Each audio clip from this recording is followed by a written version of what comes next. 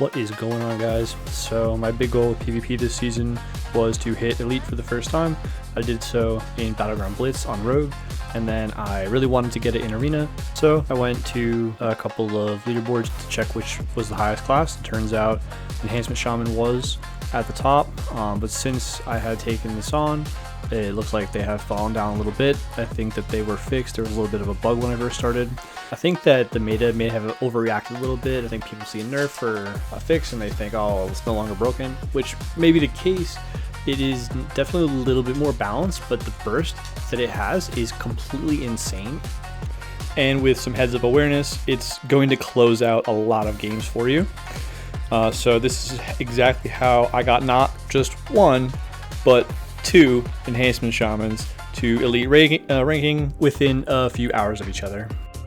So in this video, I'm going to go into exactly what that rotation is, as well as the build and playstyle, some tips and tricks, a VOD review, and just some gameplay. And finally, the add-ons that I use. And feel free to navigate this video with the chapters below if you're just looking at certain aspects of it. This is the first time I'm playing Enhancement Shaman in PvP. However, I'm not new to PvP. I have actually played pretty much every class up to just about duelist level. So while this guide is based off of Enhancement Shaman, it is definitely useful for anyone looking to get better at PvP at any ranking, really, from beginner to advanced. Now onto the build that I used. So for any class or spec, you're able to go to Murloc.io and you will find the top rated players spec of choice. And it also shows you of those top rated players, how many are using what talent points. So a lot of the time you'll notice that it is indicative of them using the different hero talent. So if 20 are using one talent and then 20 are also using the different hero talent, then they probably correlate with each other.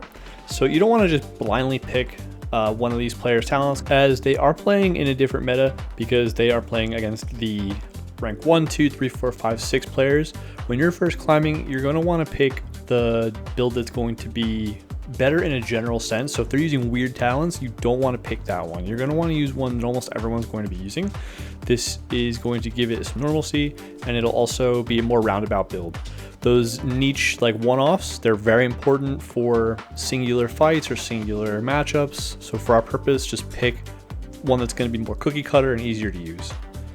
And while this is the no-brain guide, it's still important to read the talent points because you need to know how they interact with each other and really what your spec is going to be doing while you're in the arena, because there are certain things that are just different from other classes that maybe you're not aware of.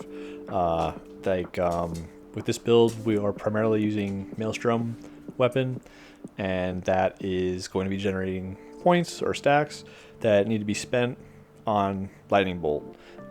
Which also generates stacks and turns that into Healing Surge healing.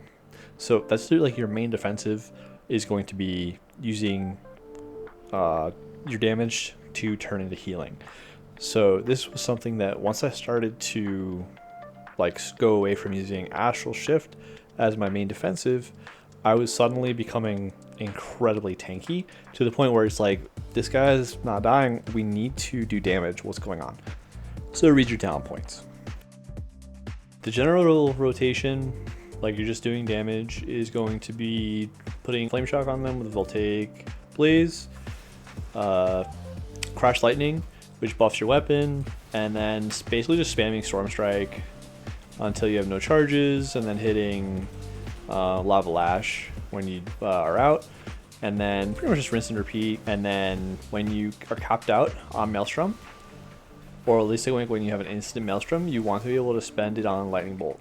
And it's better to use Lightning Bolt when it's full because it does an incremental amount of damage based on how many Maelstrom they're using. So you don't want to ever cast it. You'll really want to only be using it when it's like you're at 10 Maelstrom.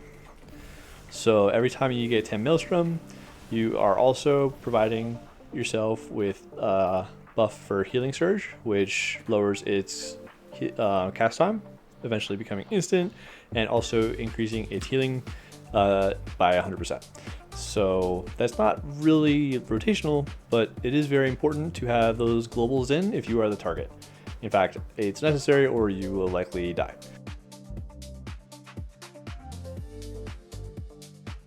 Yeah, you pretty much just want to be getting Storm Strike out as much as possible. Lava Lash, Lightning Bolt, and every time you can spend those Maelstrom charges is very important to do that because you overcap and you're losing damage. That could have been an additional 2 Lightning Bolts. Lightning Bolt can do a ton of damage to 63k, especially when you're critting on them. Like, it does a significant amount of damage. Like, I'm constantly seeing 100k Lightning Bolts as my killing blow, 90k.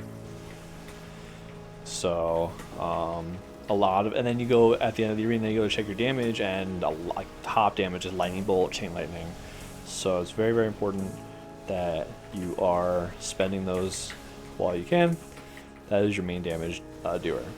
So, as far as the go is concerned, the burst, you have, really there's only like one way to go about it. You're really just hitting Ascendance, and then you're just hitting a Storm Strike. So that's like the main go. What I like to do is I like to just bait my go immediately, because from 2k to 2300, basically as soon as your go starts as a shaman, that you are being heavily CC'd. We're talking everything under the sun. You're getting disarmed, feared, stunned. It is the most obvious go because of our best friend here, Bloodlust. Wow, that was so loud and obvious. I wish they made a glyph that just removed that noise, because that noise makes people stop in their tracks. Basically, I can count on multiple appendages how many times someone would react just to that sound purely.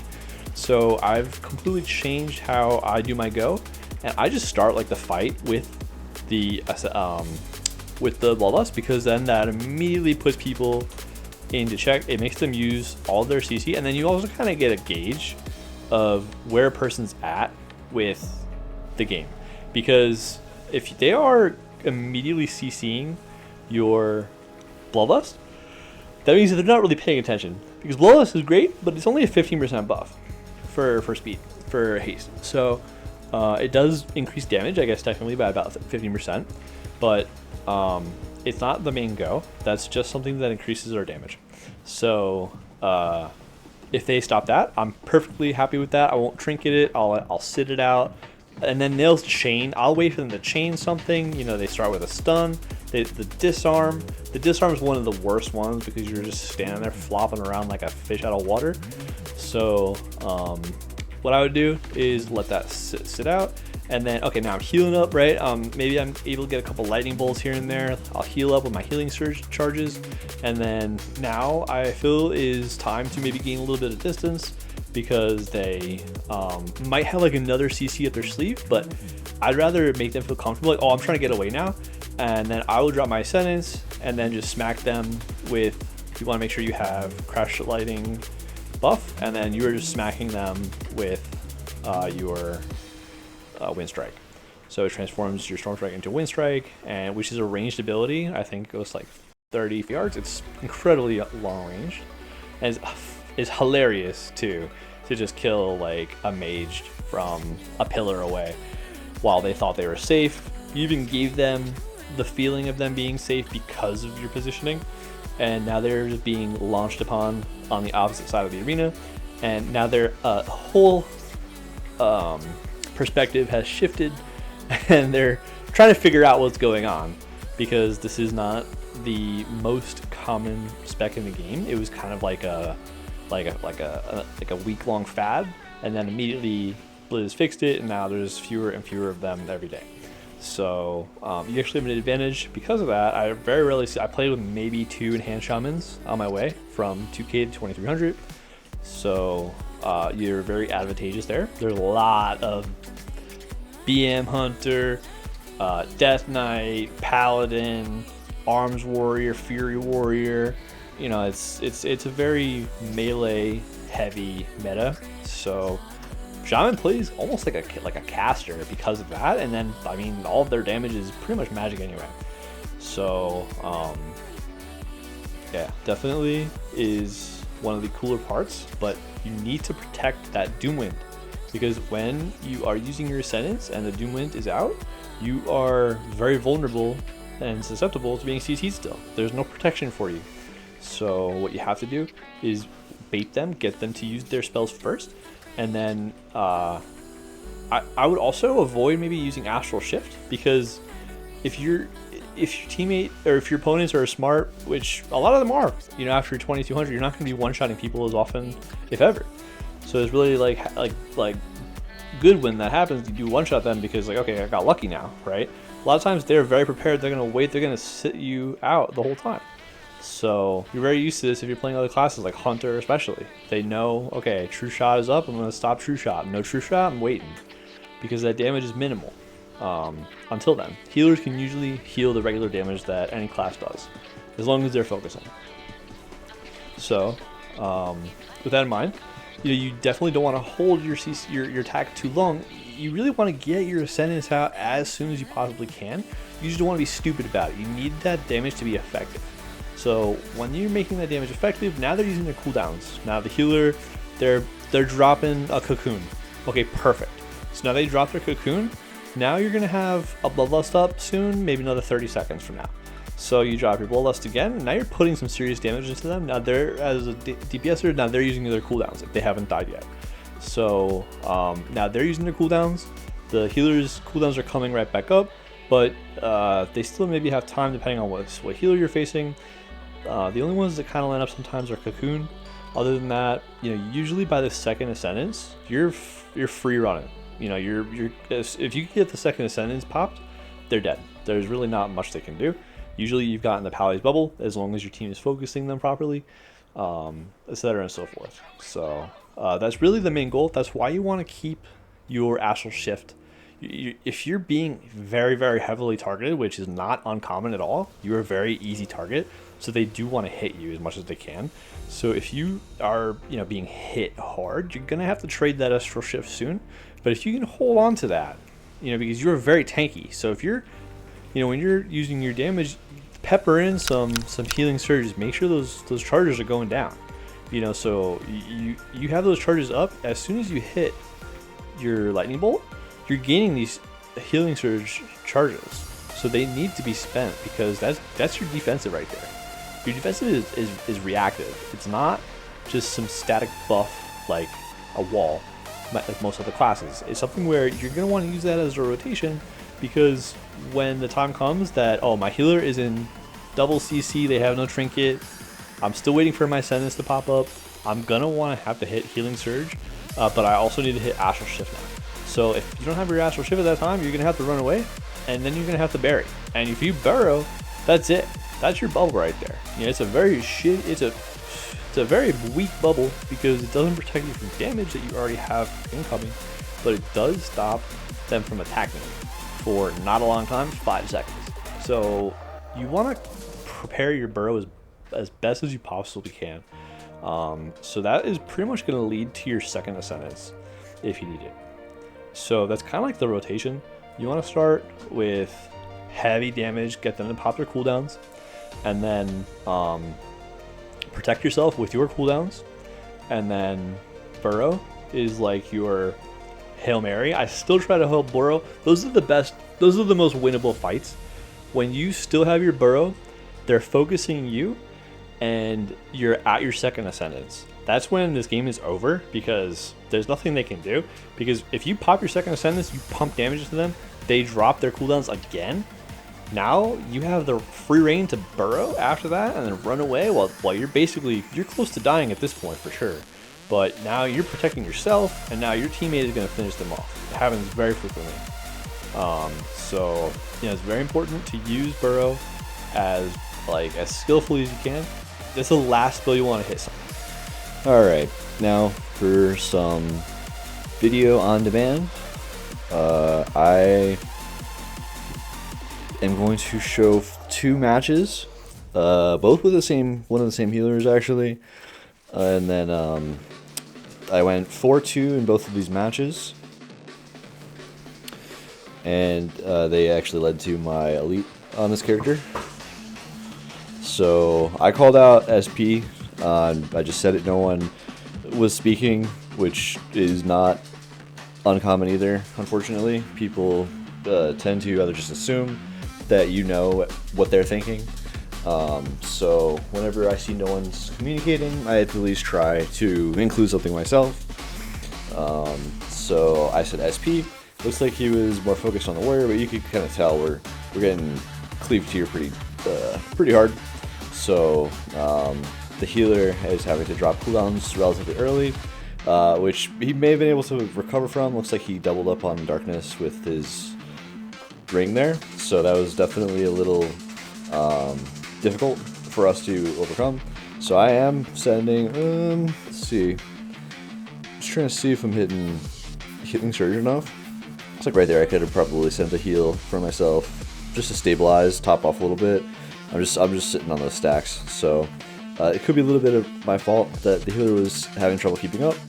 So I just like I could get a little bit there, but you know, I definitely could have been like, I probably could have had like 4 or 5 healing surges on top of what I originally had here. So yeah, definitely what will keep you behind is just ignoring your own HP, ignoring the things that are happening to you and what you're even able to do. So you can see that on full display here.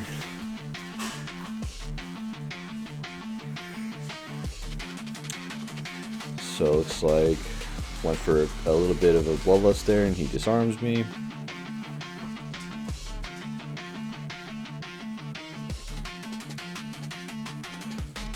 So this is feeling, looks like it's kind of rough, but have astral shift coming up again into the sphere. They definitely want to get cooldowns going. Trying to heal. Yeah, definitely realized that it was kind of tough for us. We're not cleaving properly. Like, I guess he's hitting the healer right now. So yeah, it looks like we're kind of disjointed. He finally starts going more on the SP, but then we just get feared out from the PvP talent. And yeah, pretty rough first match. I kind of felt like I was in a bad position with my health the whole game. So whenever that happens, you don't want to be blaming the healer. That's, you're responsible for every win and loss. Don't get me wrong. A lot of times your teammates aren't as helpful as they can be, but there's always something I could have done better. I could have healed a lot more. I could have made his life a little bit easier. We could have been focusing target a little bit better. My teammate overlapped his cooldowns with the healer. So like certain things like that just lead to a more difficult, quicker game for the enemy. Easier, quicker game for the enemy, difficult for your team. So now we have the other healer, and quickly things start to feel the same thing for them. Shadow Priest is not feeling as tanky for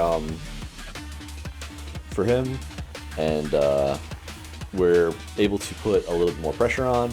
He also discussed like which target a little bit better, so it just became easier overall. But again, it felt like a little bit of a healing difference. Shaman can be a really challenging class to play. They're really susceptible to things like kicks, and like they really only have the one school of healing, other than like their flame abilities. So they kick nature. That's it. You're not able to do anything else really. So they're just picking up here on me, which I have some damage available. I'm trying to stay alive. I get it with not using my heals. Jeez, really gotta start getting more healing surges in. That's why I put it right there, right next to my character. I can see like how many stacks I have at all times, but apparently I'm not finding that information useful at the moment. Huh?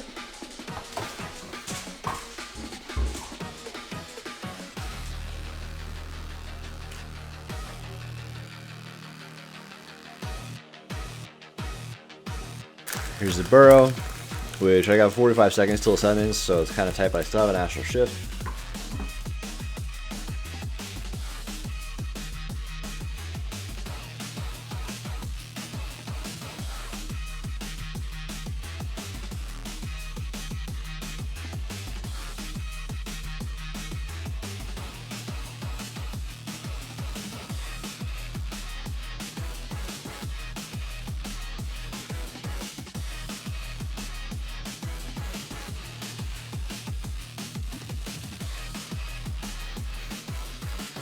So I made sure to break off at this point and just get some heals in. A lot of the shadow damage is from rot.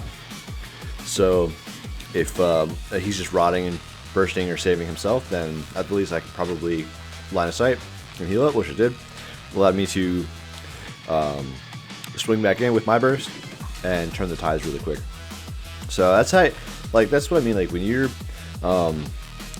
playing, if you can just get to that second ascendance, that's your biggest goal. If you did not kill them in the opener or right after that, because they have very little to protect themselves from that amount of burst a second time through. It just does so much damage. It's just that it's a 2-minute cooldown. I don't like running like the Doomans only version because Ascendance just does so much damage. The pressure is just unrealistic for people to handle. I think at higher levels, there's probably an argument to say where you want that more consistent flow of Doomans. But when it procs, it's not, it doesn't proc too infrequently, the Doomans. So you're getting that throughout the fight anyway. So to have that plus the Ascendance, I think is much better. I only played the alternative build a few times, and it just felt really like, it just didn't feel really like there was enough pressure for me to climb. So now I had the warrior on my team. They have a little bit more of a consistent mortal strike ability. So I noticed that they're usually a little bit easier to score kills with. Demon Hunter can kind of slack on that.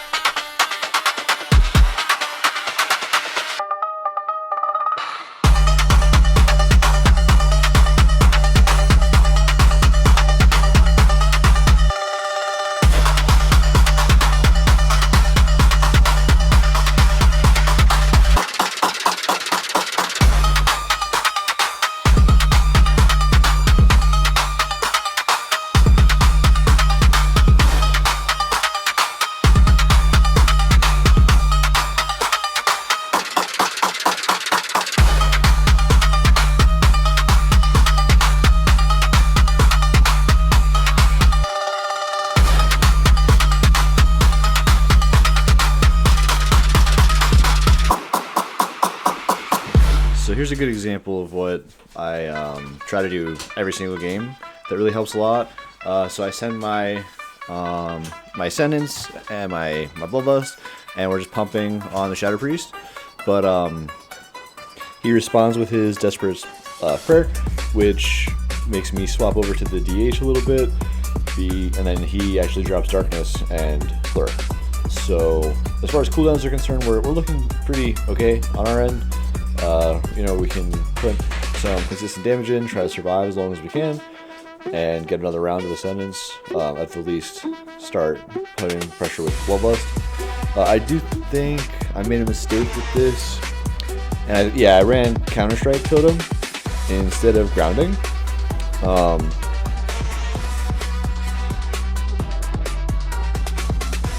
Counter-Strike Totem is really, really good against like double burst comp, but against a rock cleave like this, it's going to be pretty difficult to get a lot of value out of the Counter-Strike. Usually they're paying attention to the battlefield, especially against 2 shamans.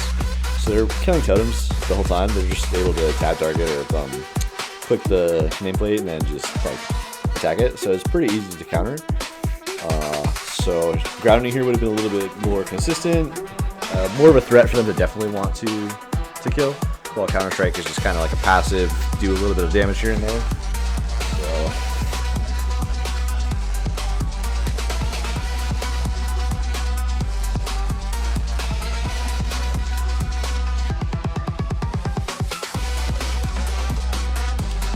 And you can kind of tell our shaman's having a little bit of issue keeping us together with the rot and being CC'd himself pretty heavily. It's Something moving in the moss, something breathing in the fog.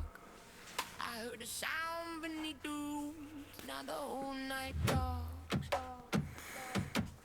No light, crawling through the. So it looks like a couple times we're able to put enough pressure on, but we're just not able to stay alive. That was my second sentence go actually, which looks like I just got locked out of it, and then that pressure just never translated into enough of a difference from the healing, and then we ended up caving, unfortunately. Roots got rhythm, and the dog got control. What been hollow, keep dropping the cave. I don't know the way out, but the trees know my name.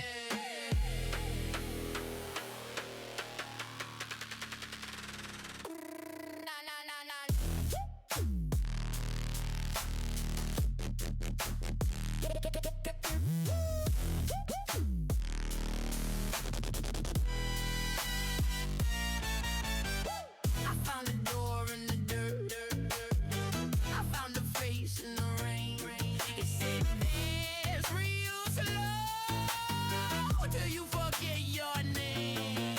Big sound, deep ground, rumble in the floor, hands up, lights out, open up the border. This won't go sideways. The moon got strange. The baseline bends me. I'm not the same.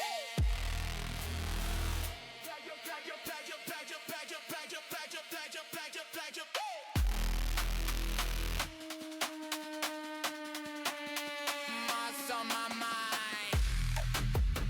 Mud in my soul. Roots got rhythm, and that cock got control.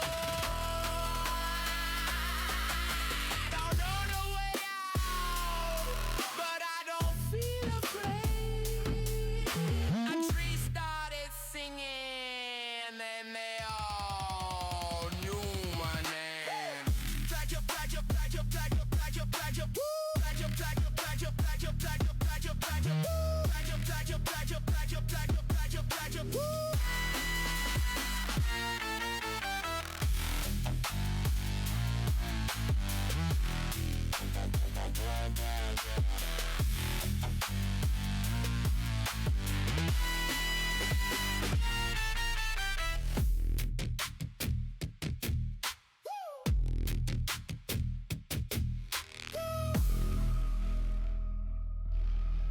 We in the jungle.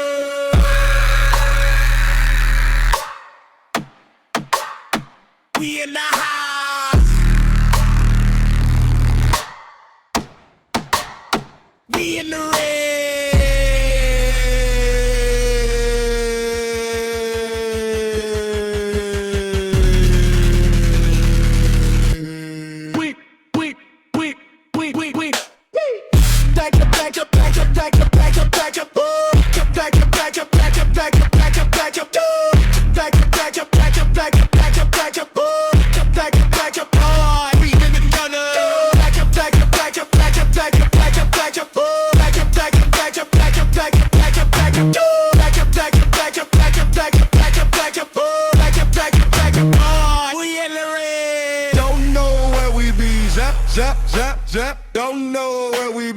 Zap, zap, zap, zap. Don't know where we be. Zap, zap, zap, zap. Don't know where we be. Zap, zap, zap, zap, zap, zap, zap, zap, zap, zap, zap, zap, zap. We hit those.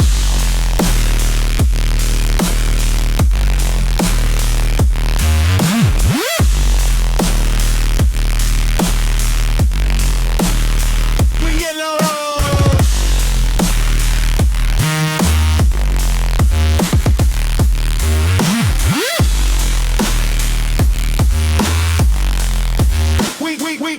We, yeah. Don't know where we be. Zap, zap, zap, zap. Don't know where we be. Don't know where we be. Zap, zap, zap, zap. Don't know where we be. Zap, zap. The house be the doctor. Clean bill health in the jungle. Can't get rid of this, then we be rid of them. Don't dare does the drummer. Fiddle me, triple me, whipple me. We.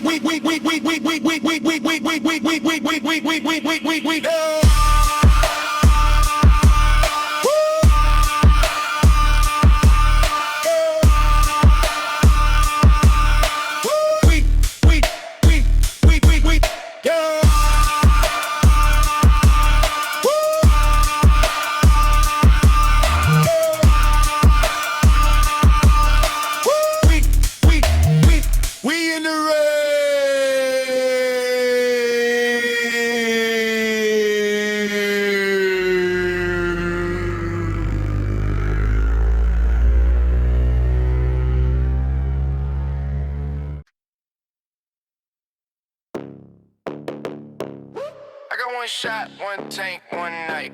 Crowd outside, engine won't start. Dad in the dash, dream in the backseat. Somebody said Floyd, so I did. Bump me Ferrari, bump me Ferrari. Heart go fast when the lights turn green. Bump me Ferrari, bump me Ferrari, bump me Ferrari. One more shot, that'll bet on me. Old vein, crack phone, got the dream on live. Whole town laughing like I won't come back, but the bass in my chest got the word on track. I got bills on the table, dust on my shoes. Bad luck, riding shotgun, nothing to lose. They said, boy, you're late. I said, perfect time, and now the whole damn crowd see the headlight shine. Straight light, brake light, same thing to me. One road, one mic, one chance to breathe if I crash. Let it sound like thunder. If I win, tell them all I came from under. Alright, alright. Heart go fast when the lights turn green. Alright. So for this I call windwalker. You could make an argument for the hunter, but doesn't really have that big of a rotation, so it's like going them, you're not gonna really change much. If anything, you want to just CC their pets somehow, especially with like grab. There's a lot of hold up against a DM hunter, so but keeping that on cooldown is just as good as going on them. If anything, you're just trying to go through a turtle, which is not worth it. Like me one more. Stay light, red light, same thing to me. One road, one mic, one chance to breathe if I can. Let it sound like thunder. If I win, tell them all I came from under. Hot go fast when the lights turn green.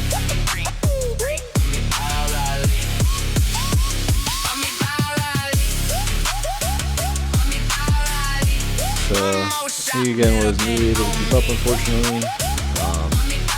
I maybe could have reserved some of my advantage. I was never ready, I was never clean. I was just a broke kid chasing one big dream. But the lights came on and the beer got small, so I hit that gas and I gave it all. I'm alright, I'm alright. If I go down, let the whole world see.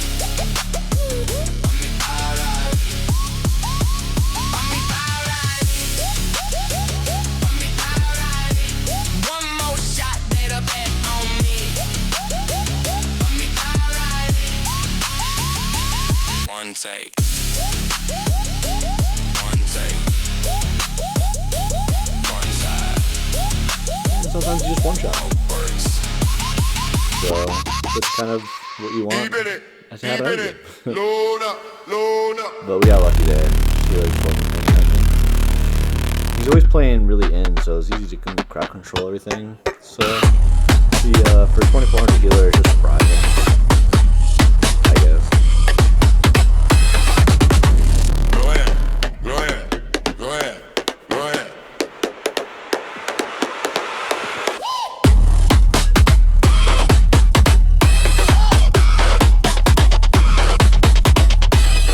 Smoke up, face down, hands high, lights out. Wait, drop it in the dirt.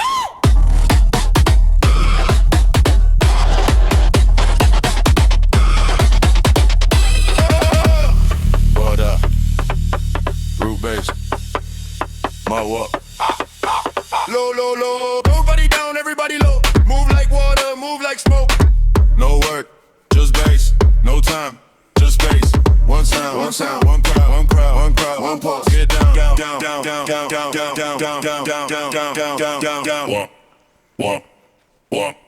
Walk. Mud in the speaker, bass in the bones. Low end creature, take it home. Deep in it, load up.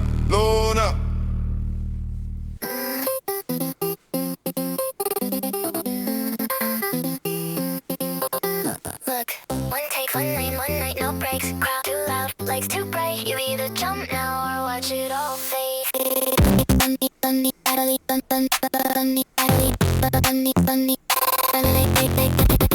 Handshake, heart race, bass in my chest. Got a whole damn dream, but I'm underdressed. Mic in my hair, make a loaded confession. Push it in the room, Jimmy fear in detention. The words in my head, but the screen goes black. Everybody watching, no turning back. I trip, I slip, I almost fold. And they keep the drum head, so my blood runs cold. No crown, no flame, no golden road. Just a beat up van and a heavy load. But I came too far just to disappear. So I scream through the static till the whole room hears.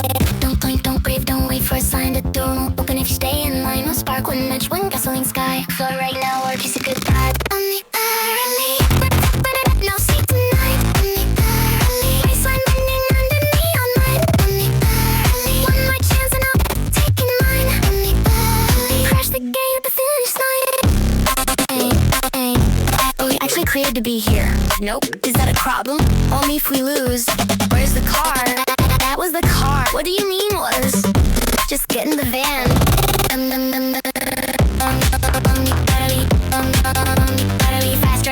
Faster, no break. I was built in the back with a half-dead plan, trying to turn bad luck in sleight of hand. Everybody laughed when no wheels came loose. Now they all want seats when I light the fuse. I don't need clean, I don't need safe. I need one loud night and a little bit of faith. If the roof caves in, let it fall on beat. I was built from the noise underneath my feet. No more waiting for perfect weather, no more maybe it gets better. I've been down with the dirt and the rust and the rot. No more making a throne out of everything I'm not. I know what it calls when the dream gets deep. On the floor you out and you can't find peace, but the lights are on and the crowd's outside, so I drag that fear to the starting line. Don't sleep tonight. Baseline bending under neon light. One more chance and I'll take it mine. Crash the gate at the finish line.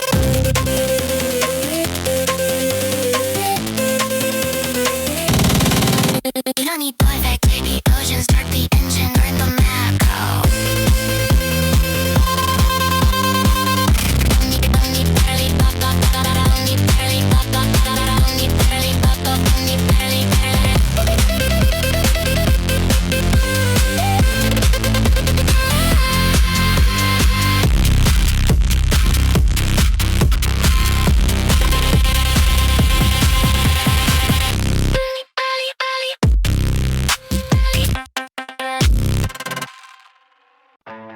Clock hand spinning like a reckless wheel. 7 winters gone, I still can't feel. Headlights cutting through the silver smoke, tracing circles where the silence broke. Dirt under my nails and a heavy ghost, searching for the things I lost the most. Years falling down like dead leaves, secrets hiding underneath my sleeves. But I see a spark in the pitch black wood, trading every pain for the common good. Something in the wind starts to scream my name, feeding every hunger to a brand new flame. We are the midnight, we are the midnight.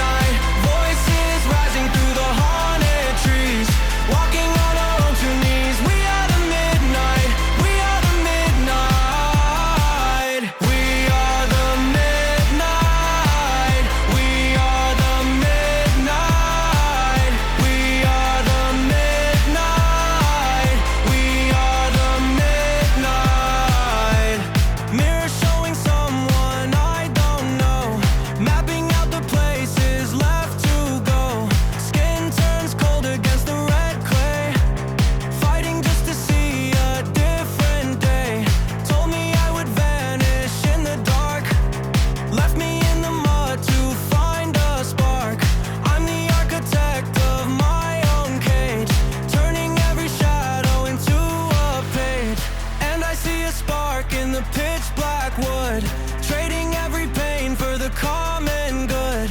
Something in the wind starts to scream my name, feeding every hunger to a brand new flame. We are the midnight, we are the midnight, voices rising through the haunted trees, walking on our own two knees. We are the midnight, we are the midnight. Will they remember the way we fought, or only the lessons that we were taught? Empty roads leading back to home, no more wandering here alone.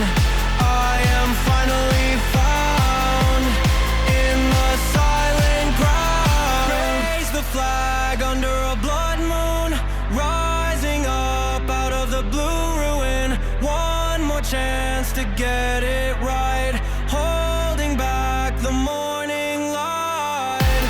We are the midnight, we are the midnight, voices rising through the haunted trees, walking on our own two knees. We are the midnight, we are the midnight, we are the midnight, we are the midnight, we are the midnight,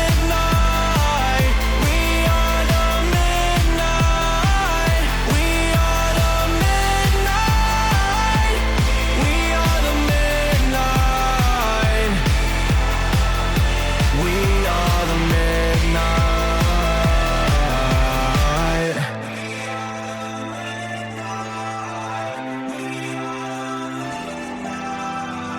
We are the midnight, we are the midnight,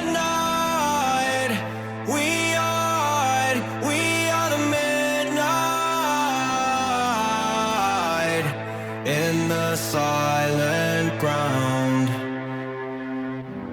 in the silent ground. Hey, did you turn my other bangers into songs yet? Because I wrote you another one and it goes like this.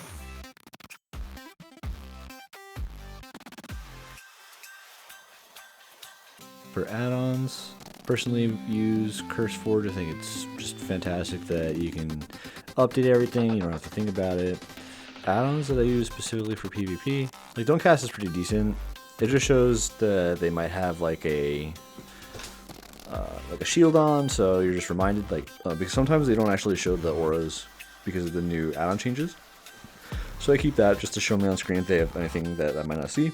Mini CC, which is like Omni CC or Omni CD, whatever it used to be, where they would show you the enemy CC, which this is super handy. You'll see that in the video. Maelstrom weapon ticker, so it just shows me like a combo point list because I play rogue a lot, and that really helps me see like where I'm at with the Maelstrom weapon and having it right in the center of the screen. Max DPS rotation helper, so I'm not a shaman player by any means, so for me to just hop in, I wanted to be sure that I had at least like an understanding of what I'm able to do in a given moment. So this kind of like extends the rotation helper in the game, the one button option that they have, but instead it also connects it to like a simulation, so it can give you like a pretty accurate assessment of what you need to press next.